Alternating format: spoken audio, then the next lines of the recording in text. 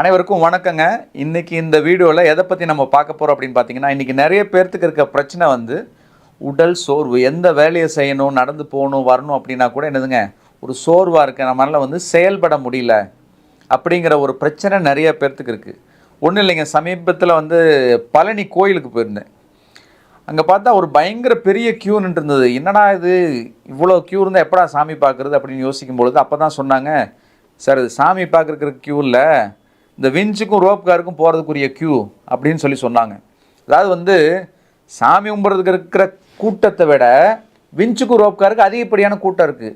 இதில் என்ன கொடுமையான விஷயம் அப்படின்னு கேட்டிங்கன்னா, முன்னாடியெல்லாம் வந்து முட்டி தேஞ்சு போன வயசானவங்க 70 வயசு 65 வயசுக்கு மேலே இருக்கவங்க தான் இந்த விஞ்சில் ரோப் கார்லாம் போவாங்க. அவங்க கூட ஏதாவது சின்ன பசங்க ஏதாவது ஹெல்ப்புக்கு போவாங்க.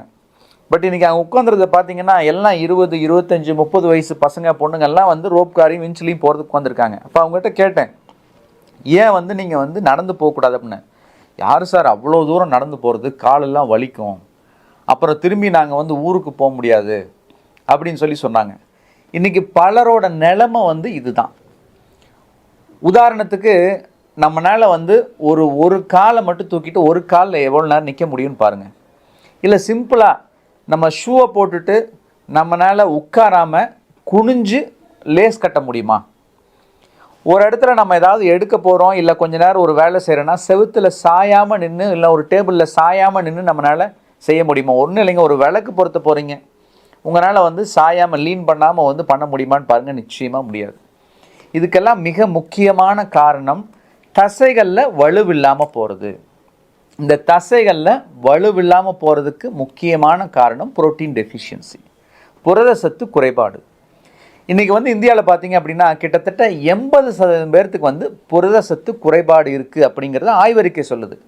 இதெல்லாம் வந்து ஒரு காலத்தில் இருந்திருக்கு. 60, 65 வந்து ஃபெமைன், அதாவது வந்து பஞ்ச காலத்தில் வந்து அதிகப்படியான உணவு கிடைக்காதனால, தேவையான உணவே கிடைக்காதனால அந்த சமயத்தில் வந்து இந்த பஞ்ச காலத்தில் இருந்தது. இன்றைக்கி எல்லா உணவும் சஃபிஷியண்ட்டாக கிடைக்குது, ஜாஸ்தியாகவே கிடைக்குது. அப்படி இருக்க காலத்தில் கூட 80% வந்து நமக்கு வந்து புரோட்டீன் டெஃபிஷியன்சி இருக்குது.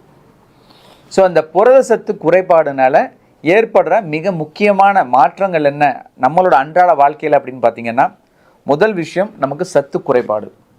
நம்மளால் எந்த விஷயமும் ஸ்டெப்ஸ் ஏறுறது இறங்குறது எல்லாமே நமக்கு சிரமமாக இருக்குது, நடந்து போக முடியல. ரெண்டாவது பார்த்தீங்கன்னா நோய் எதிர்ப்புத்தன்மை குறைபாடு. உங்கள் எல்லாத்துக்குமே தெரியும், நோய் எதிர்ப்புத்தன்மைக்கு மிக மிக அவசியமான விஷயம் புரத சத்து. புரத சத்து இருந்தால் தான், புரோட்டீன்ஸ் இருந்தால் தான் எதிர்ப்பு சக்தி டெவலப் ஆகும்.